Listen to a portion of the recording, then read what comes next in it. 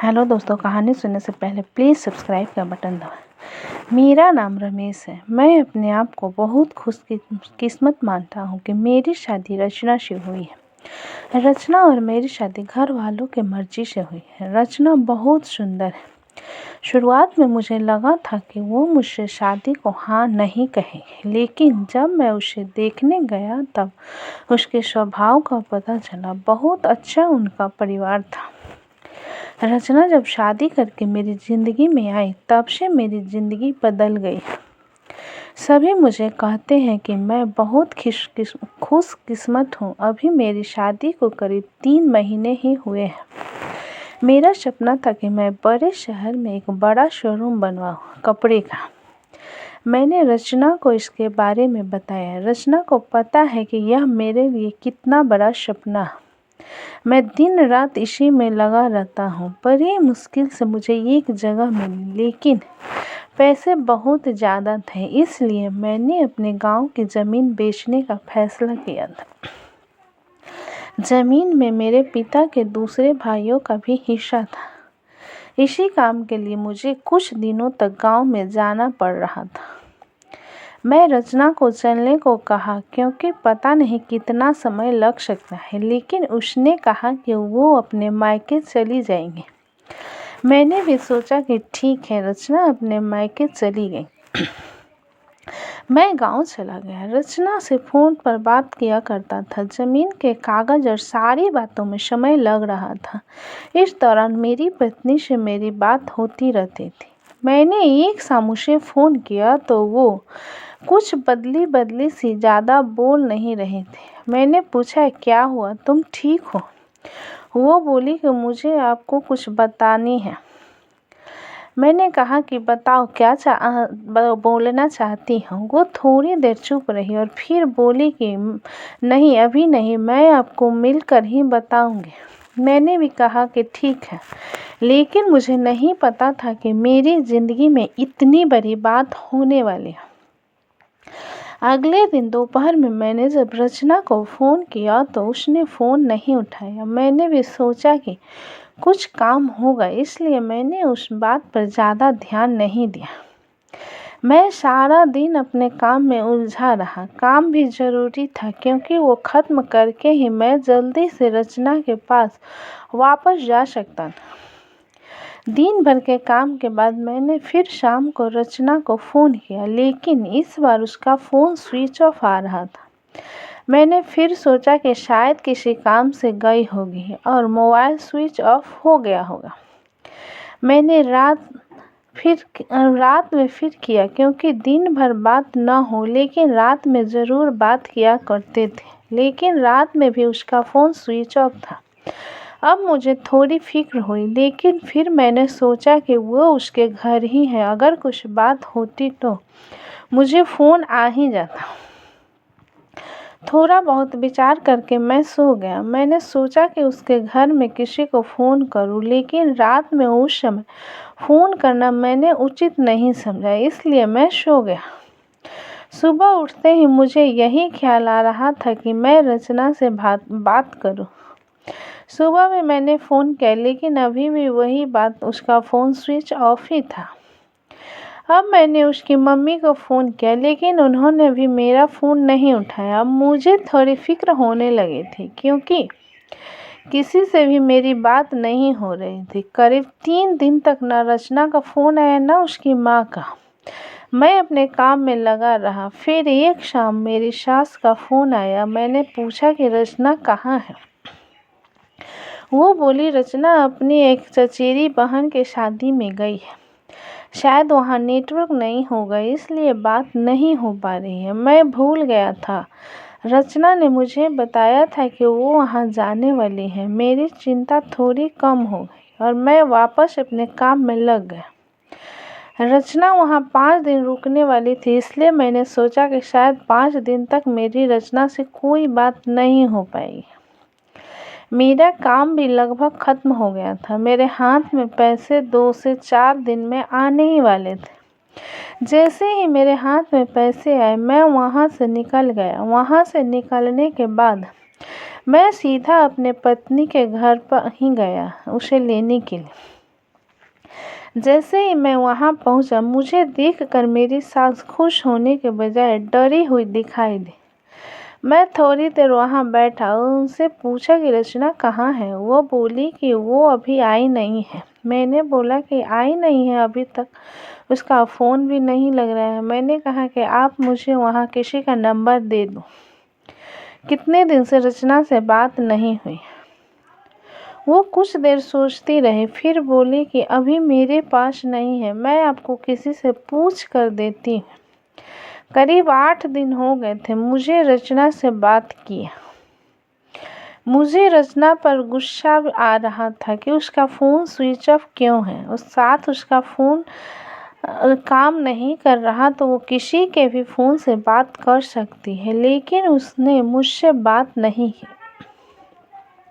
मैंने सोचा था कि जब वो आएगी तो उसे ज़रूर डांटूंगा। मेरे सास का फ़ोन नहीं आया। करीब 12 दिन हो गए।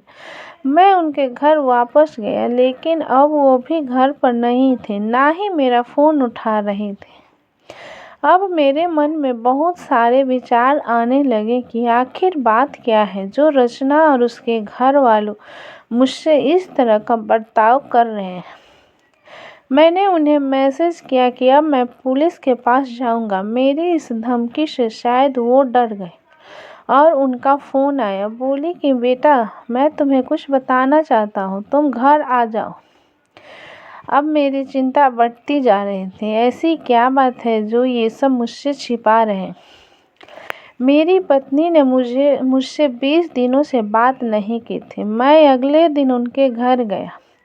मेरी सास का मुंह उतरा हुआ था। मैं बहुत गुस्से में था। मैं जाते ही उन्हें जोर से चिल्लाते हुए पूछा कि कहाँ है रचना। मेरी सास मुझसे बोली कि बेटा, अब मैं जो तुम्हें बताने वाली हूँ उस पर तुम्हें विश्वास नहीं होगा, लेकिन यही सही है।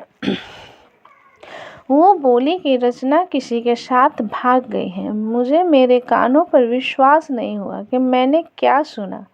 मैंने बोला, आप कुछ भी बोलोगे और मैं मान जाऊंगा। वो बोली, बेटा, यही सच है। तुम्हारी शादी के पहले उसका एक प्रेम प्रसंग था। जब वो वहाँ गांव में अपनी बहन की शादी में गई तो उसे वहाँ मिल गया और वो मौका देकर वहाँ से भाग गए। मैं जानती हूँ कि तुम उसे बहुत प्यार करते हो, लेकिन अब यही सच है। तुम्हें उसे भूलना होगा। हम लोग पुलिस के पास नहीं गए, नहीं तो बदनामी होगी।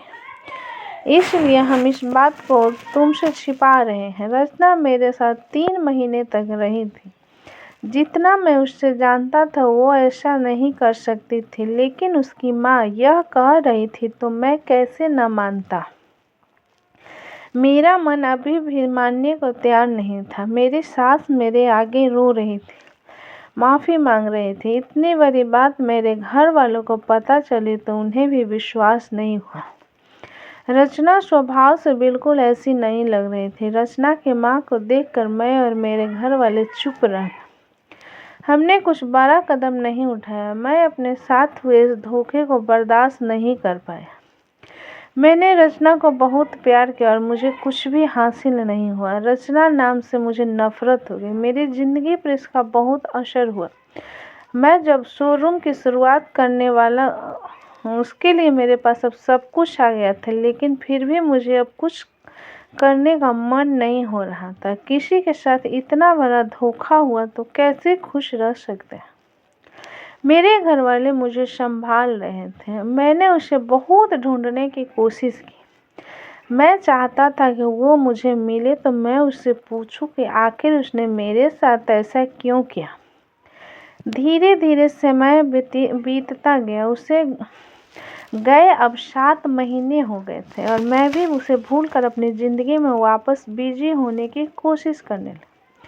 मेरा उसके घर यहाँ से जाना हुआ। ऐसे ही मेरा ध्यान उनके घर के खिड़की पर पड़ा। मुझे दिखाई दिया कि खिड़की में रचना है। एक झलक सी मुझे दिखी। मैंने उसी समय उनके घर का दरवाज़ा बजाया। मेरी सास ने दरवाज़ा खोला और मुझे देखकर ही डर गए।